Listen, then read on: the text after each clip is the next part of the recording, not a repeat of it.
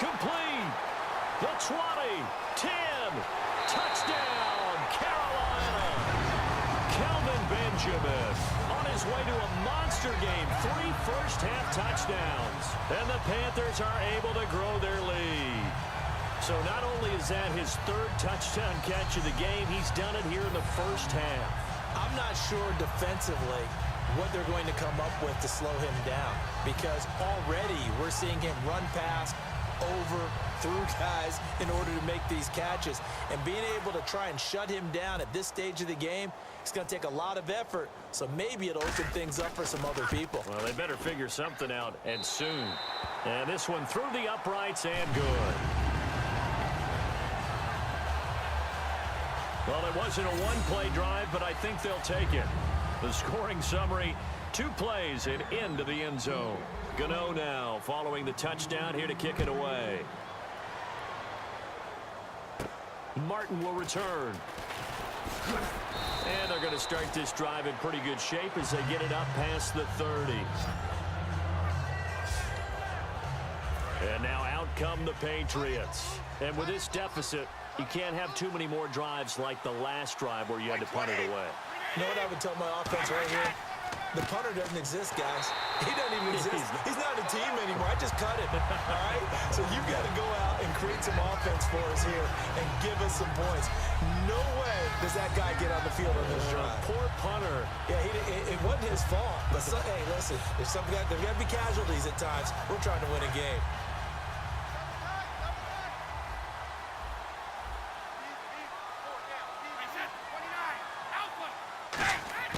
Now Brady throwing on 2nd down.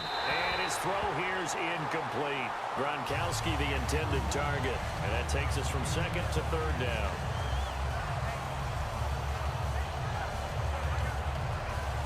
And they'll be in search of 11 yards here on 3rd down.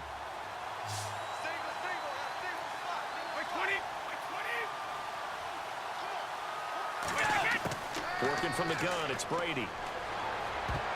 And he can't hang on to it.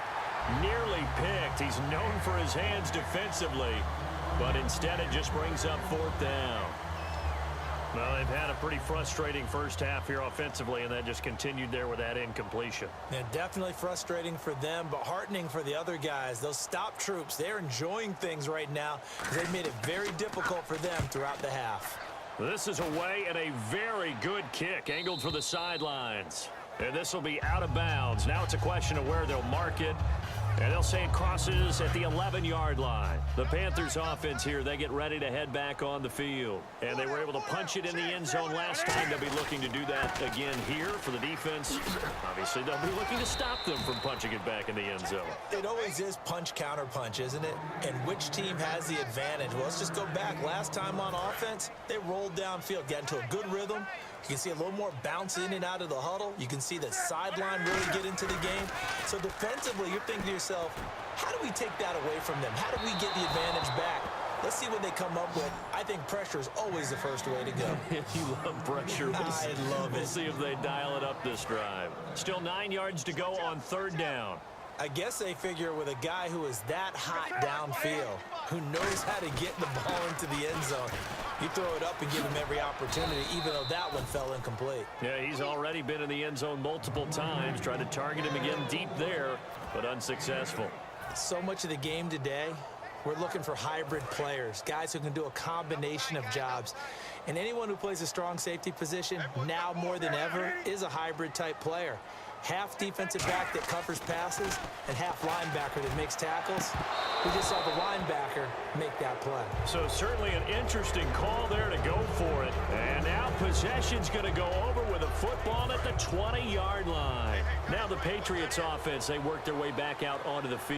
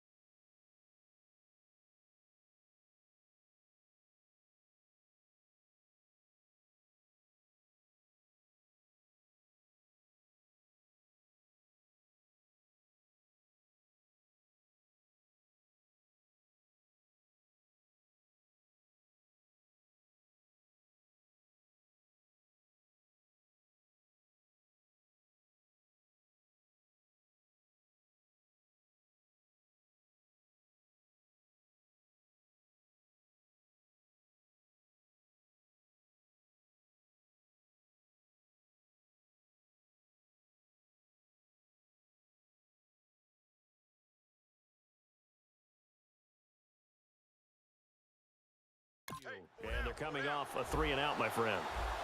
I think they've got to look at that play sheet and go to a spot that they haven't gone before. Time to shake things up a little bit to try and get this offense moving. Okay, so how do you do that? How do you shake things up? You look at what you've called before, realize it hasn't worked Go to so something well, else. and maybe you try and find one of those special plays from one of your better players, and maybe try and hit something big and get things going in the excitement area. To throw, it's Brady. This is caught. Gronkowski. 7 yards on the pickup there, and now they've got it 1st and goal. There's a completion to the tight end, and I think that we're looking at something out of central casting, frankly. Absolutely. He's got size, the hands. Speed. I mean, can flat out run. You put that whole package together, you light up the eyes of an offensive coordinator, don't you? He couldn't quite hold it. Got hit. Ball pops out. Incomplete. Just looking at it from a defensive perspective, when you break the huddle in the red zone, tight end is one of the guys you've got to key on because quarterbacks want the ball in their hands fast in this position, and they want to get it to someone. And in this case, he had the play. They just didn't complete it. They'll run it now out of the gun. And they'll be driven back here, losing yardage to the 10-yard line.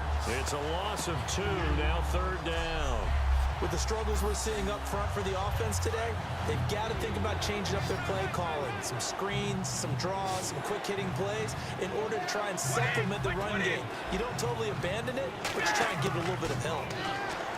Here's Brady. This will be caught at about the 6. They get only 4 that time as that leads us to a 4th down. Partner, I think that completion takes the definition of dink and dunk to a different level, doesn't it? It does, and the defense was right there, kind of played into their hands.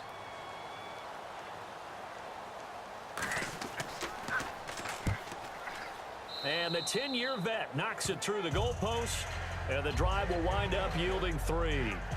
So the drive takes them inside the 10, but it ends with just 3. And a nice job defensively to rise up and make sure they didn't get in. That'll be taken in the end zone. And he'll wind up about 4 yards shy of where he would have been if he had taken a knee, as they'll start at the 21-yard line. And onto the field, here come the Panthers. And on that last drive, went for it on 4th, turned it over. A good job by their defense, though. They held them to 3, but this offense, they've got to be a little bit better, a little bit more careful here. And sometimes when you see these calls on 4th down, when they decide to go for it, it's not necessarily the coach saying, I believe in my offense. Sometimes the coach saying, I believe in my defense. I can afford to go for it here, because if we don't get it, I don't think we'll give up more than 3, and that's exactly what happened there. You think that factored in? I do. I think that he had that in his mind going into the game, that I'm going to be aggressive on it. It's caught inside the 25, and that one results in 35 yards. We often, with Cam Newton, talk a lot about his legs. Don't forget about that arm. He can throw it on a rope. He can loft it. He's got the touch that's been developed throughout his career. But the big part about just watching him throw it, it seems almost effortless. And he'll get this down only to the 18. 2 yards on the carry there. It'll be 2nd down. Well, I think we know by now that every run is not going to be broken and get all the way to the end zone. But these short ones still have their value. You can still set up your play action and throw the football. You control the clock because you have the ball and they don't. And often the physicality sets the tempo for the game. He's lucky to be getting that one back. After what they've done with him all day long with all the targets trying to go after him, he's obviously gotten smart and his pride has kicked in. Made a terrific play. A nickel back added defensively as they look to stop this 3rd and 8. Oh, a heck of a move. Man. Now we're going to get a timeout here called by the Patriots. All right, so the timeout over and all 11 men back out onto the field for the defense. Now Graham Gano to try the Panther field goal. This just a 35-yard attempt from the left hash.